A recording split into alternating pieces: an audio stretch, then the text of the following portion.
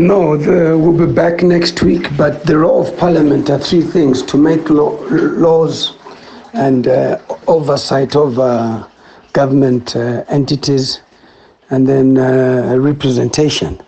That's really what the role of Parliament is at the end of the day. And not only the oversight is also done through question time, and it's also done through portfolio committees, who are the engine room for Parliament.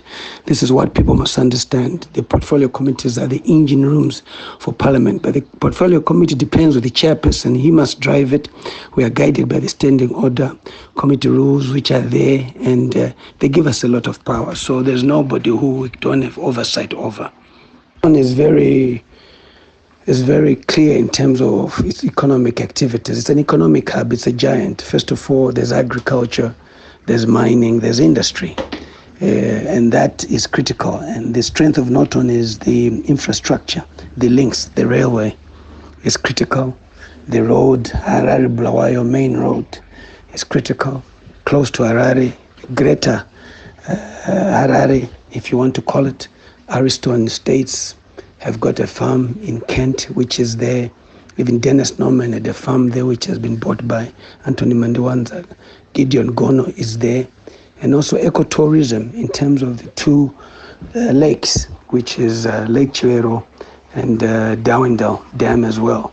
So you can never think of any other place other than that. Some of the big companies are Triple C, Cocoa, Best Food Processors, canned products, that's a Schweppes company. You've got Raha, the cooking oil company. You've got the Chinese factory for towels. They are there, whether they're doing it right or not, complying or non-complying, but they are there. And we are working on them complying.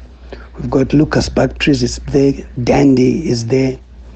You've got Will Grow, Wilson Furnitures, which is Manhattan Furnitures. They the ones who do billards for the White House and so forth. Great company in terms of export. You've also got 3 platinum mines, which are in Norton: Zimplats, Great Dyke Investments, and Bravura. So you can't go wrong, but Zimplats is the one that's pumping right now. It's done well in terms of corporate social responsibility, and that's really what you have in Norton. In terms of education, we've got Chibero College, which is there in terms of agriculture and all that. So yeah, you cannot ask for a better place than that. The population, 100,000 people.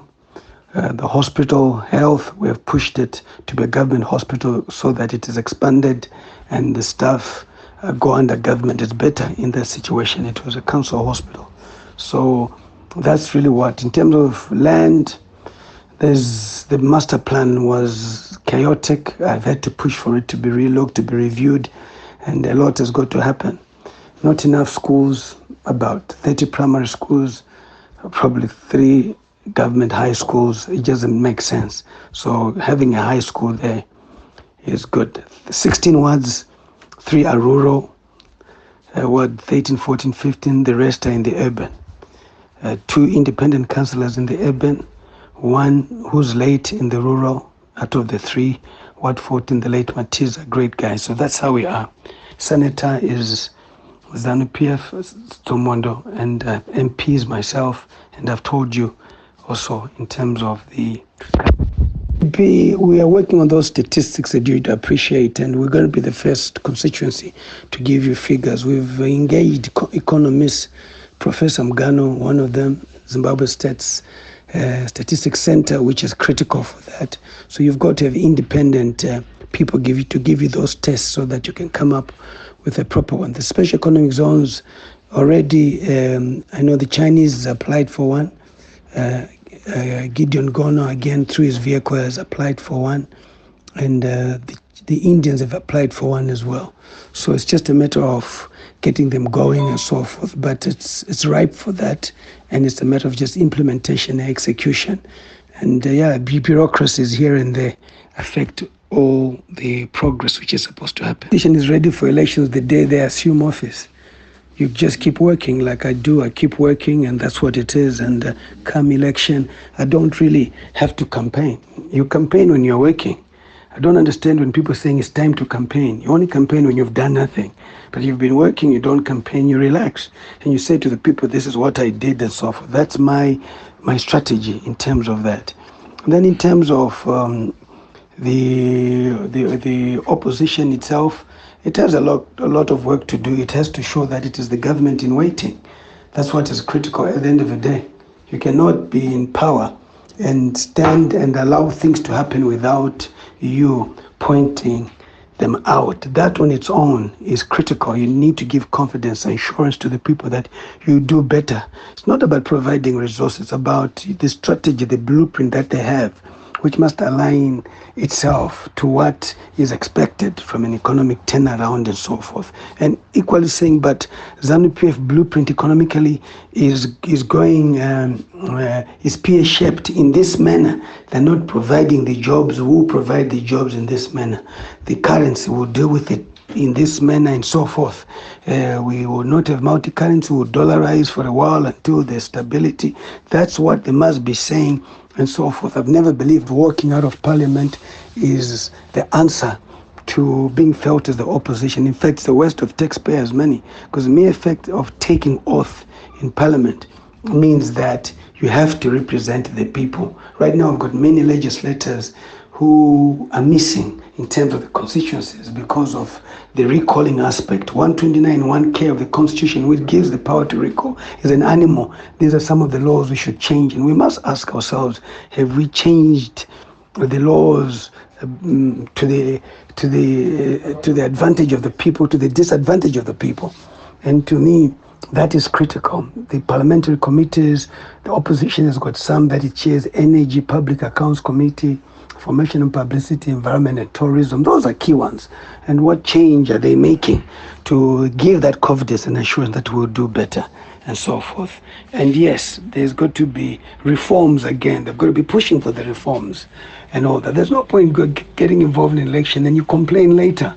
Okay, pick up what it did not go well and push the reform agenda. Independent candidates, not that I'm praising myself, but I think I've brought the prominence of independent candidates by being able to speak. I don't speak because I'm good. I don't debate because I'm good, but because no one can challenge me and no one can tell me what to do. No one can whip me. So I'm able to do that, and that's what you expect legislators to do. I've always believed that ZANU-PF must criticize itself first through the ministers who are not performing, but not have questions sponsored to make them look good and so forth. No, it has to be an open show where you're also showing that as the ruling party, you're holding your ministers accountable. It's better for you to do it than others and so forth. But the also opposition too must also be coming in to show that they understand and they are within the constitution of the country and whatever they're doing. Constitutionalism is key for me. Failure to do that come primary elections, internal processes in the party. This is when you see people splitting and not being happy that I was pitted with this guy, there was rigging. So that person who has an outcry of losing the election in a rigged manner is likely to stand as an independent. People don't like you going to political parties because, it's kind of difficult. It's like the traditional churches. We have Catholic, Methodist, Anglican, Seventh-day, Salvation Army. You can go on. Those are traditional churches which just don't die. Though people have left those churches and have created Pentecostals, the following of those churches remains what it is, and you have to be somebody, a gifted person, of course, to be able to be an independent member of parliament, to be able to run a successful Pentecostal church. Wanamakandi were the ones that they ran and so forth. AFM, I think, also did that. Of course, it's split now and all that. So there are a couple that you can name. And people are also comfortable because what they want is the word. And what people want is the delivery of an economic turnaround and a better welfare. The fact that we suspended the Indigenization and Empowerment Act for 51-49, we're finished. That 51 was 10% to the community, 10% to the workers, 30% plus would go to the sovereign fund, which would then be helping the government in terms of emergencies, COVID and so forth. But what's in the sovereign fund? There's absolutely nothing. Then we thought, and people had accepted that. And it's a case-by-case issue, which would then determine and review as it worked, as it not worked. You know, the First Republic had so many negatives, but in the negatives, they turned them positive from a publicity point of view. Look at the land reform itself. It was negative. But Professor Moyo, credit to him, and George Charambe's permanent secretary of information, came up with a strategy of hammering home that this is for Zimbabweans, and Zimbabweans truly benefited from the land, and because of that they supported that. That's a strategy that made Mugabe win. And then indigenization again, whether it was done wrongly or not, but the idea was noble. Now with the Chinese, we seem to have paid the price by us getting arms from them, and again we always talk about them having helped us in the UN security by vetoing where Russia and China did. But Russia doesn't behave like the Chinese. And the Chinese cannot be Zimbabweans, and Zimbabweans cannot be Chinese, and Zimbabweans must benefit from their resources. So it's a very unfair economic gain against us. The Chinese have gained, whether you like it or not. But you look at people being removed in their ancestral land. You cannot allow that to happen, no matter what. Resources cannot be better than culture, heritage, and tradition of the people. And once you lose that, tiriwanu, hakuna mwari, and the tinemidzimu, we are ancestral, whether you like it or not. Some might not believe in it, but this is who we are. It's our culture. We must be proud of it. How do we preserve it when people come and destroy? Makomo edu ataenda kuno namata, kana kuno taura, kana kuno pembera, and so forth. So to me, it is totally out of order, unacceptable, and the government will pay dearly for this. I will not lie to you. They will pay dearly for this coming election. They have to come up with a better strategy than this. We are disadvantaged. And it's sad to see us being second-class citizens in our own country. Go to attract Zimbabweans in the diaspora to be able to come through and turn around the economy. Israel is strong because of the Jews who are outside Israel. They contribute. You've got to open it up, but you also have got to protect intellectual property rights. It's important. That's important world over. If you don't respect people's rights, intellectual property, it becomes a problem. We need to deal with corruption. Okay, we need to deal with corruption, and we need to revisit our economic blueprints. And finally, there's got to be inclusion in the government, in the way we do things. Once we do that, we are home and dry. That's to be my 5-point plan. 1, inclusion. 2, deal with corruption. 3, let the diasporans also play a part in the economic recovery, coming back home to work, at the same time voting. You know, to me, that is some of the issues which I think are critical. Economic turnaround, and we have got the human capital, we've got the resources, accountability. Corruption is at the top, corruption is at the bottom. It has become cancerous, it's systematic. And the only way is to, 1, have God-fearing leaders. That's the truth of the matter. And 2, to name and shame, and not to have a system which will catch and release. That doesn't work at all. And you've got to have public figures accounting for their wealth, public declarations of assets and so forth. It is important. And again, allowing constitutionalism to be upheld. Once constitutionalism is upheld, then a country will deal with any problem, because everything is in the constitution of dealing with any other thing which is not in line with the constitution. It's a sacred document of the country.